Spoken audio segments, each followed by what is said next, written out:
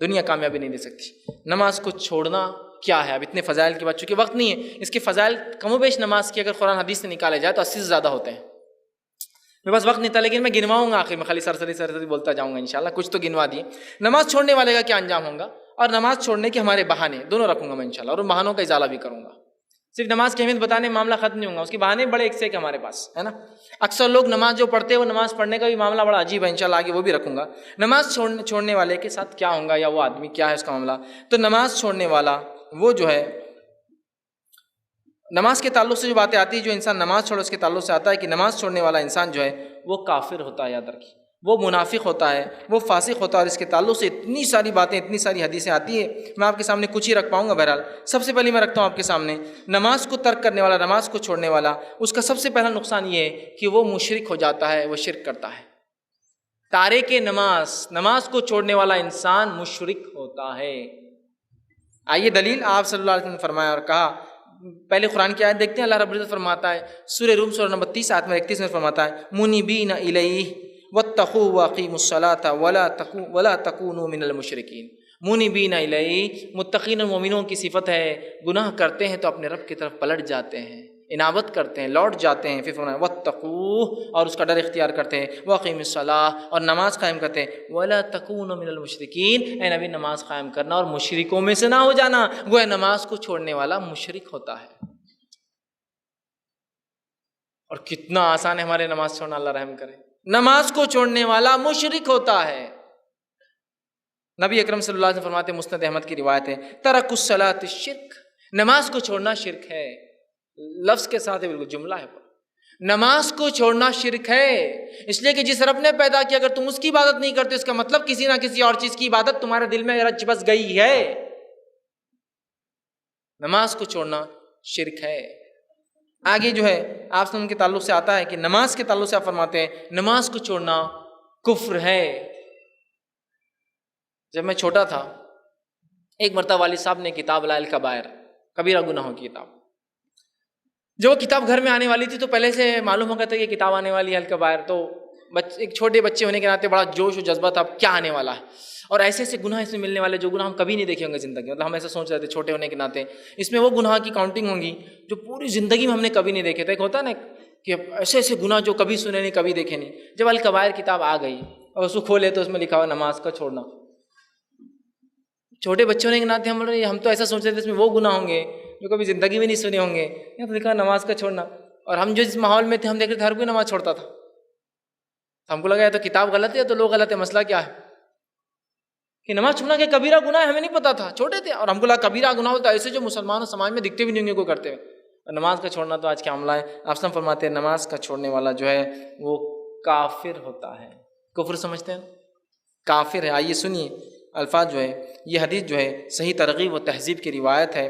ثوبان رضی اللہ عنہ فرماتے ہیں کہ آپ صلی اللہ علیہ وسلم فرمایا اور کہا، بندے اور کفر اور ایمان کے بیچ میں فرق جو ہے نماز ہے، اس لیے کہ آپ نے فرمایا اسے ترک کرنے والا بندہ مشرک قرار پاتا ہے۔ بندہ، انسان، ایمان، کفر کے بیچ میں فرق نماز ہے، اس لیے کہ نماز چھوڑنے والا فرماتے ہیں مشرک ہو جاتا ہے، اور شرک کرنے سے وہ کفر بھی کر لیتا ہے، تو شرک کرنے والا کافر ہو جاتا ہے۔ سمجھ رہے ہیں؟ تو آپ فرما رہے ہیں بندے اور کفر اور ایمان کے بیچ میں فرق نماز ہے، اسے ترک کرنے سے بندہ مشرک قرار پاتا ہے۔ کسی کو کافر بولے تو اندازہ لگائیے، آپ کسی غیر مسلم کو آپ بولیے یہ کافر تو وہ تلمل ہو جاتا، حالانکہ اس کو سمجھتا نہیں کچھ لیکن تلمل ہو جاتا، چونکہ میڈیا نے بتایا نا اتنا کافر بولے تو یہ، کافر بولے تو یہ۔ اللہ کے رسول فرما رہے ہیں نماز کو چھوڑنے والا کافر ہو جاتا ہے، اور وہ مشرک بھی ہوتا ہے اس لیے کفر کرتا ہے۔ اب ہر کسی کی اپنی چوائس ہے، وہ جو اختیار کرنا چاہتا ہے کرے۔ ایک طرف ایمان ہے، اس کے کچھ تقاضے ہیں، ایک طرف کفر ہے، اس سے کوئی تقاضے نہیں، جو چاہے کرو دنیا میں، کفر خود ہو جاتا ہے۔ ایمان کے تقاضے اس کے لیے کچھ کرنا پڑتا ہے، کچھ ڈیڈیکیشن دینا پڑتا ہے۔ اسی طرح جو آپ نے فرماتے ہیں صحیح مسلم کی روایت ہے، ان بین رجل و بین الشرک والکفر ترک الصلاۃ، انسان اور شرک اور کفر کے بیچ کا فرق نماز ہے۔ شرک اور کفر کے بیچ کا فرق نماز ہے۔ ایک انسان ہے، اگر وہ شرک اور کفر پہ نہیں ہے تو فرق وہ چیز بتاتی ہے کہ وہ نمازی ہے۔ اب ہم اپنے آپ کو کس میں ڈالیں، ہم خود سوچ سکتے ہیں ہم کتنی نمازیں پڑھ رہے ہیں اور کتنی چھوڑ رہے ہیں۔ اس سے آگے بڑھیے، اس سے آگے بڑھیے، اس سے بھی گھٹیا ایک درجہ ہے، اس درجے میں بھی انسان، مشرک ایک درجہ ہے، کفر ایک درجہ، کفر سے بھی نیچے ایک درجہ ہے، معلوم آپ کو وہ کیا ہے؟ نفاق. اس لیے کہ نفاق، منافقت کفر کا ایک اعلیٰ قسم ہے، اس لیے اس کی سزا سب سے نچلی ہے. تو ایک نماز، جو انسان نماز چھوڑتا ہے وہ منافق بھی ہو جاتا ہے. اس لیے کہ اللہ رب العزت قرآن فرماتا ہے سورہ نساء سورہ نمبر 4 آیت میں 142 میں، وَإِذَا أَقَامُوا إِلَى الصَّلَاةِ قَامُوا كُسَالَىٰ، جب منافق نماز کے لیے کھڑا ہوتا ہے تو بڑی سستی سے کھڑا ہوتا ہے. يُرَاءُونَ النَّاسَ، اور جو بھی کھڑا جو کچھ پڑھتا ہے، جو کچھ کرتا ہے وہ لوگوں کو دکھانے کرتا ہے. وَلَا يَذْكُرُونَ اللَّهَ إِلَّا قَلِيلًا، اور نہیں کرتا اللہ کا ذکر مگر بہت تھوڑا. کیا فرمایا؟ وَإِذَا قَامُوا إِلَى الصَّلَاةِ قَامُوا كُسَالَىٰ. منافق کی صفت کیا ہے؟ نماز کو کھڑا ہوتا ہے تو سستی سے، اور اس لیے کھڑا ہوتا ہے کہ لوگوں کو دکھائے، اور اللہ کا ذکر نہیں کرتا مگر بہت تھوڑا. تو منافق اسی طرح متفق علیہ روایت ہے، صحیح بخاری اور صحیح مسلم کی حدیث. آپ نے فرمایا منافق پر فجر کی اور عشاء کی نماز بڑی بھاری جاتی ہے. یہ میرے بارے میں اور آپ کے بارے میں بات نہیں ہو رہی.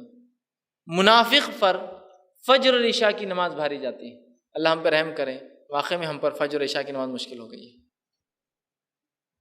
منافق پر آپ نے کہا، صحیح مسلم کی روایت ہم نے فرمایا منافق جو ہے بیٹھا رہتا ہے، اور جب سورج ڈوبنے لگتا ہے اور پیلا ہو جاتا ہے تب بھاگتے ہوئے جاتا ہے اور کوے کی ٹھونگے سے سرزمین پہ مارتا ہے اور عصر کی نماز ادا کر لیتا ہے.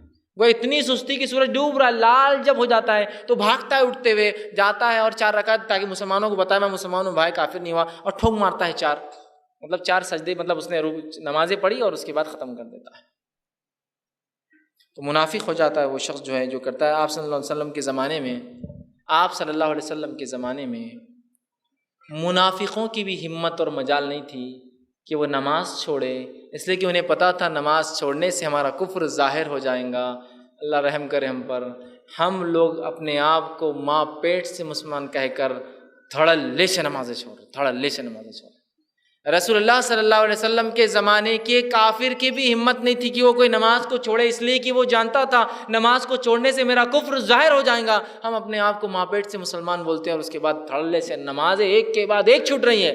رمضان کا ایک چاند ہوتا ہے جو عجیب تبدیلی لاتا ہے، اور رمضان کا ایک اور چاند ہوتا ہے جو عجیب تبدیلی لاتا ہے. پہلا چاند وہ ہوتا ہے جو رمضان شروع کرتا ہے، ایسی تبدیلی لاتا ہے کہ مسجدیں جو مصلیوں کے لیے ترستی تھی وہ مسجدیں جو پریشان ہو جاتی ہیں مصلیوں کے بوجھ اور وزن سے. جگہ نہیں ہے، راستہ نہیں ہے، ہاؤس نہیں پور رہے، پانی نہیں پور رہا، چٹائی نہیں پور رہے، راستے نہیں پور رہے، بلڈنگس نہیں پور رہی. اور پھر ایک چاند اور آتا ہے، عجیب چاند ہوتا ہے، وہ بھی آئیں گا، وہ بھی کل یا پرسوں. پھر وہ چاند ایسا کرتا ہے مسجد پھر ویران ہو جاتی ہے کہ کہاں چلے گئے وہ لوگ جو مجھ میں آتے تھے ایک چاند دیکھنے کے بعد. پھر ایک چاند دیکھ کر غائب ہو گئے. پھر اگلے سال انہیں لوگ ملتے وہی. اگلے سال کب میں ہم کو یاد آتا ہم مسلمان ہیں، اگلے سال 27 رجب، شب معراج. پھر تھوڑا سا زیادہ تھا اور ارے پر مسلمان ہیں 15 شعبان، اس کو بھی ایک رات مناتے شب برات. پھر ایک یاد دہانی آتی جب ایک چاند دکھتا اور ارے تراویح پڑھنا ہے اپنے کو، چلو چلو چلو چلو چلو اور چلے نماز کو. پھر ایک چاند آیا، سب گل تو اگلے سال مل رہے. پھر نماز ایک معمول ہونا چاہیے، ایک نظم ہونا چاہیے. اور نمازیں ہم پر 5 وقت فرض ہے ہر دن میں، ان کے اوقات میں. منمانی نہیں کبھی بھی اٹھ کے پڑھ لو ظہر کے ساتھ، روز فجر چالو ہے.